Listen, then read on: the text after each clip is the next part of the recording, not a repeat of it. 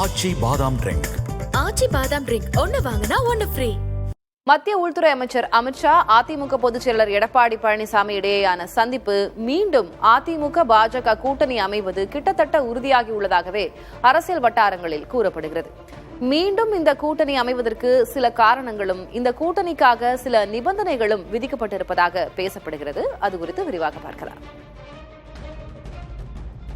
முன்னாள் முதல்வர் ஜெயலலிதாவின் மறைவுக்கு பிறகு பாஜகவுடன் கூட்டணி அமைத்த அதிமுக 2021 சட்டமன்ற தேர்தல் தோல்விக்கு பிறகு கூட்டணியிலிருந்து வெளியேறியது. தற்போது இபிஎஸ் அமித்ஷா சந்திப்பும் அதனைத் தொடர்ந்து தமிழ்நாட்டில் 2026ஆம் ஆண்டில் தேசிய ஜனநாயக கூட்டணி அரசு அமையும் என்ற அமித்ஷாவின் எக்ஸ் தளபதிவும் மீண்டும் பாஜக அதிமுக கூட்டணியை உறுதிப்படுத்தியுள்ளதாக அரசியல் வட்டாரத்தில் கூறப்படுகிறது.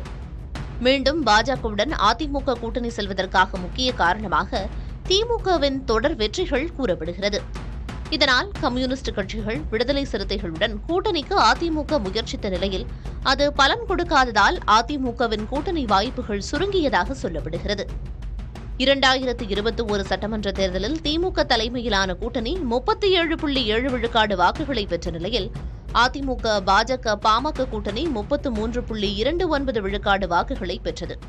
2024 நாடாளுமன்ற தேர்தலில் திமுக கூட்டணி 46.97 விழுக்காடு வாக்குகள் பெற்ற நிலையில் அதிமுக தேமுதிக கூட்டணிக்கு 23.05 விழுக்காடு வாக்குகளே கிடைத்தன.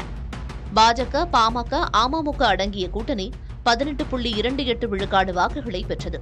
பாஜக கூட்டணி கணிசமான வாக்குகளை பெற்றதும் நாடாளுமன்ற தேர்தலில் பாஜகவின் வாக்கு விழுக்காடு அதிகரித்திருப்பதும் மீண்டும் பாஜகவுடனான கூட்டணிக்கு அதிமுக செல்வதற்கு காரணமாக பேசப்படுகிறது.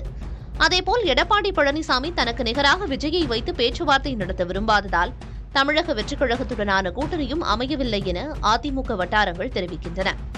இவற்றை தவிர அதிமுக தலைவர்கள் மீதான வழக்குகளும் கூட்டணிக்கு வரவில்லை என்றால் அதிமுகவை உடைக்க பாஜக தயங்காது என்ற அச்சமும் காரணமாக இருக்கலாம் என சொல்லப்படுகிறது.